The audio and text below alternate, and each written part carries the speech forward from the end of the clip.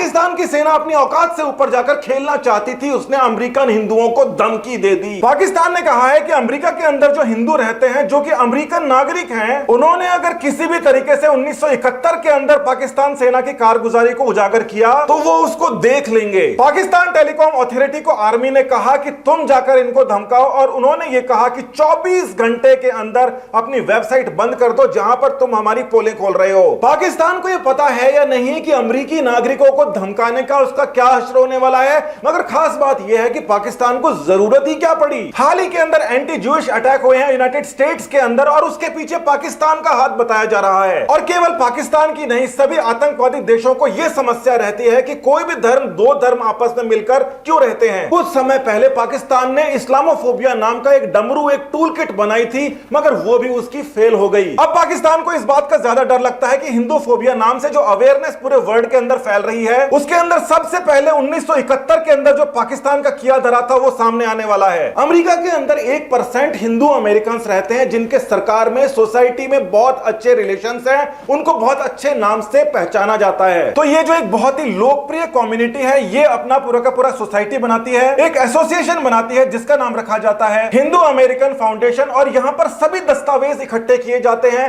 जो कि बिल्कुल सही दस्तावेज हैं, प्रोपेगेंडा नहीं है। सभी के सभी पुख्ता सबूत वहां पे रखे हैं। और हाल ही के अंदर इजराइल फिलिस्तीन मामला हुआ है, उसके बाद में पाकिस्तान की हालत और खराब होने लगी है इन लोगों की वजह से। हाल ही के कुछ इवेंट्स के ऊपर अगर हम नजर डालते हैं तो देखा जा सकता है कि मोदी पहुंचते हैं बांग्लादेश के अंदर, और वहां जाकर वो बताते हैं कि जो जनसंघ ने सत्याग्रह किया है, इसकी वजह से भारत के लोगों में अवेयरनेस आई, लोगों को पता पड़ा बांग्लादेश में क्या चल रहा है, और उसका लिबरेशन वॉर को भारत ने सपोर्ट किया। अब ये जो बांग्लादेश लिबरेशन वॉर था, इसके अंदर भारत का फायदा नहीं था, मगर भारत आया और इजराइल ने उसको सपोर्ट किया था, क्योंकि यहां पर एक बहुत बड़े लेवल का जीनोसाइड चल रहा था और भारत इजराइल को सामने आना ही पड़ा। 100 साल का इतिहास उठा के देख लीजिए, जर्मनी ने जो अपने नागरिकों के साथ में नहीं किया था, उससे भी कई गुना घृणित कार्य पाकिस्तान ने अपने ही नागरिकों के साथ किया था, जिसमें मुस्लिम्स तो थे मगर बहुत बड़ा हिस्सा बंगाली हिंदुओं का था। अब मोदी का जो बांग्लादेश विजिट है, उसी के साथ में कई सारे सीक्वेंस ऑफ इवेंट्स होने लगते हैं। वहां की प्राइम मिनिस्टर शेख हसीना, जो इंडिया के अंदर काफी समय गुजार चुकी थी, वो ये जानना चाहती थी कि सरकारी दस्तावेजों के अंदर आखिर क्या लिखा हुआ है। इन सब के कुछ दिनों बाद में इजराइल और फिलिस्तीन का कॉन्फ्लिक्ट हो जाता है, और उस कॉन्फ्लिक्ट के अंदर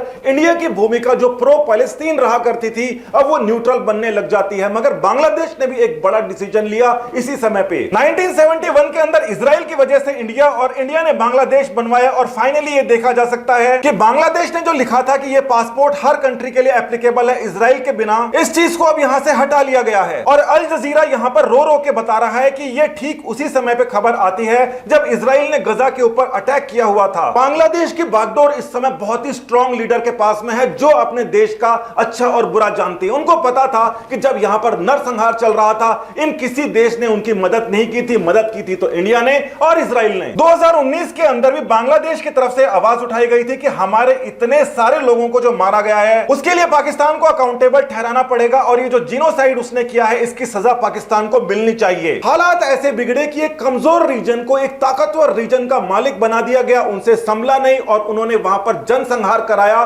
क्योंकि वो एक इस्लामिक स्टेट बनना चाहता था। ब्रिटिशर्स जब यहां से जाना चाहते थे तो उनके पास में एक पूरा एक रीजन था, और इस रीजन को एक मुश्त छोड़ के जाना चाहते थे, मगर यहां के लोगों को मंजूर नहीं था। ब्रिटिशर्स को देश छोड़ने की जल्दी थी, और उनको पता था कि जो मुस्लिम्स और हिंदूज हैं, इसमें समस्या ये आती है कि मुस्लिम्स के पास में कई देश है, मगर हिंदुओं के पास में एक भी देश नहीं है। ब्रिटिशर्स की एक नीति थी डिवाइड एंड रूल वाली, और इसी नीति के चलते उन्होंने ज्यूज को बोला कि आपको इजराइल बना के देंगे, और इंडियंस को बोला कि आपको एक अलग स्टेट दे देंगे। 1945 में ब्रिटिशर्स ने अनाउंस कर दिया था हम यहां से जाने वाले हैं। यूनाइटेड नेशन के अंदर एक भी ब्रिटिशर नहीं गया, सारी की सारी इंडियन टीम गई थी। मगर 1945 से लेकर 47 तक कोई फॉर्मूला नहीं बन पाया। ब्रिटिशर्स के हाथ में यही लगा कि इनके दो टुकड़े करने पड़ेंगे, इंडिया और पाकिस्तान बनाना पड़ेगा। ब्रिटिशर्स जानते थे कि गांधी जी दोनों के दोनों रिलीजन के अंदर समान रूप से सम्मानीय माने जाते हैं, और गांधी जी से करीबी थी जिन्ना की और नेहरू की। जिन्ना को चॉइस इसलिए बनाया गया क्योंकि उनके ग्रैंडफादर, उनके फादर और जिन्ना खुद, ये सभी के सभी हिंदू थे। बाद के अंदर ये सभी के सभी मुस्लिम्स में कन्वर्ट हुए थे ताजे ताजे। इसके चलते इनके अंदर कट्टरता नहीं होनी थी, यही माना गया कि आगे आने वाले समय में दोनों कंट्रीज मिलकर रह सकती हैं। अब आप इस बात को देखिए कि बांग्लादेश की पॉपुलेशन बहुत ज्यादा थी, एक्सपोर्ट्स भी बहुत ज्यादा थे, और एजुकेशन का लेवल भी बहुत ही हाई था अगर हम कंपेयर करते हैं इस वाले पाकिस्तान के मुकाबले में। तो अब जो डेमोक्रेसी होती है वो पॉपुलेशन के हिसाब से होती है, तो यहां पर सेंटर बनाना चाहिए था। और ये वाला जो रीजन है इसको इसके अंडर करना चाहिए था, मगर किया इसका उल्टा। थोड़े ही समय के अंदर पाकिस्तान ने बांग्लादेश के ऊपर से अपना कंट्रोल खो दिया और इन्होंने ये माना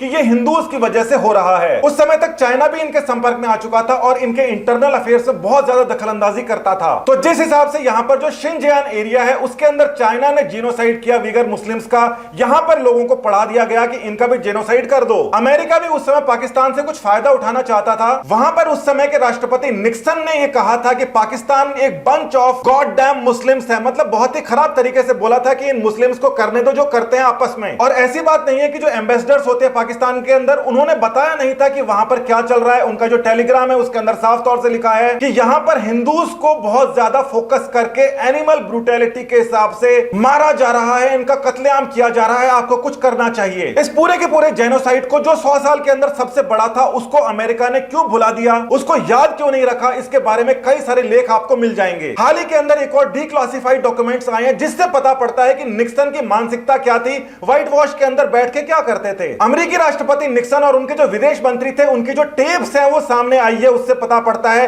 कि व्हाइट हाउस के अंदर वो बैठकर औरतों की बातें किया करते थे। और इसी प्रकार के कमेंट से पता पड़ जाता है कि वो इंडिया वाले मसले के अंदर क्यों इंटरेस्टेड नहीं थे, उन्हें यहाँ की औरतों का आकर्षण पसंद नहीं था। अब इन सब की बातें बांग्लादेश, एचएएफ और इंडिया मिलकर उठा रहे हैं, एचएएफ यानी कि यूएसए, और इन्होंने बहुत ही अच्छा डॉक्यूमेंटेशन इस वेबसाइट के ऊपर डाला है प्रूफ्स के साथ में। और इसी वजह से पाकिस्तान की मिलिट्री की पोल खुल रही है, वहां पर भी इस प्रकार की पोस्ट आ रही हैं कि पाकिस्तान की मिलिट्री का असली सामान एक्सपोज हो गया। अब पाकिस्तान हमेशा कश्मीर का राग अलाप रहा है, वो फुस हो रहा है, साथ ही के अंदर उसके मिलिट्री ने जो किया उसके बारे में उन्हीं के लोगों को अच्छे तरीके से विस्तारवादी तरीके से पता पड़ रहा है। यूनाइटेड नेशन के अंदर ये बात जाने वाली है। तो पाकिस्तान का ये कहना है कि तुम्हारी ये वेबसाइट से एंटी स्टेट सेंटिमेंट्स क्रिएट होता है, लोगों के अंदर अविश्वास हो रहा है हमारी आर्मी के खिलाफ, और कई सारे लोग जिनके पास में ये जानकारी अब जाके आई है वो हमें बहुत ही घृणात्मक दृष्टि से देख रहे हैं, और इसलिए तुम ऐसा करो कि 24 घंटे के अंदर इसको बंद कर दो। मगर एचएएफ वालों ने बंद नहीं की। अभी आप अगर एचएएफ की वेबसाइट के ऊपर जाके देखेंगे तो आपको पता पड़ जाएगा कि पाकिस्तान के अंदर इस वेबसाइट को बंद कर दिया गया है, मगर फिर भी पूरे वर्ल्ड के अंदर इस वेबसाइट को देखा जा रहा है इस धमकी के बाद। और ये जो पिछले 100 साल का सबसे बड़ा जेनोसाइड है ये हिंदूज के साथ में अब देखा जा सकता है कि जूस भी आ गए हैं और इनको और भी ज्यादा सपोर्ट मिल रहा है। ये सब मिलकर पाकिस्तान को इस प्रकार से एक्सपोज कर रहे हैं कि पाकिस्तान कहीं का नहीं रह रहा। मुर्गा छाप टोपी को पहनकर वहां के जर्नल इस बात को स्वीकार नहीं कर पा रहे असलियत को कि 2 लाख से 4 लाख औरतों का जब बलात्कार किया गया था, हिंदू औरतें थी, वो